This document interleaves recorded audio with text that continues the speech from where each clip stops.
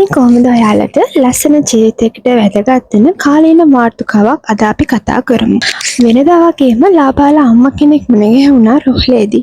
ඉතින් මේ අම්මගේ මුංචි තෝනිට අසනීප වෙලා තමයි මේ අම්මා රෝහල්ගත වෙලා හිටියේ.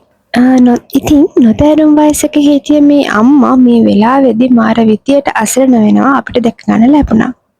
අවුරුදු 16, 17, 18, 19, 20, 21, 22, 23 වගේ කාලය කියන්නේ ජීවිතේ සුන්දරතම කාලය. ඒ වගේම ජීවිතේ තීරණාත්මක කාලෙත් මේ කාලෙම තමයි. ඉතින් ඔයා මේ කාලේ ඔයාගේ ජීවිතේ හරියට කළමනාකරණය කරගත්තොත් ගොඩම තමයි. ධන වශයෙන්ම මේ කාලේදී ඉගෙනීමට මුල් තැන දෙන්න, යහපත් සමාජ සම්බන්ධතා ඇති කරගන්න, ආදරේ විඳින්න උපරිමයෙන්ම.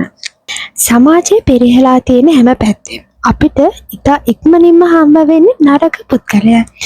මේ දූෂිත සමාජයේ පිපෙන්න වෙලදරන ඔයා නොමග යන්න තියෙන අවස්ථාවන් ගොඩක් වැඩි. ඉතින් මෙන්න මේ කාලේදී ආදරණීය දෙමව්පියන් දරුවන්ට ලං වෙන්න ඕනේ කොටක් ආදරේ. දෙමව්පියෙක් මේ කතාවට ඇහුම්කන් දෙනවා නම් ඔබේ තරුණ දරුවාට ආදරෙන් ලං වෙන්න. උපායශීලීව දඩුවම් දෙන්න. ඔහුට ඔහුගේ නිදහසේ ජීවිතය විඳින්න ඉඩ දෙන්න. ඔහුට ලෝකය ගැන කියලා දෙන්න.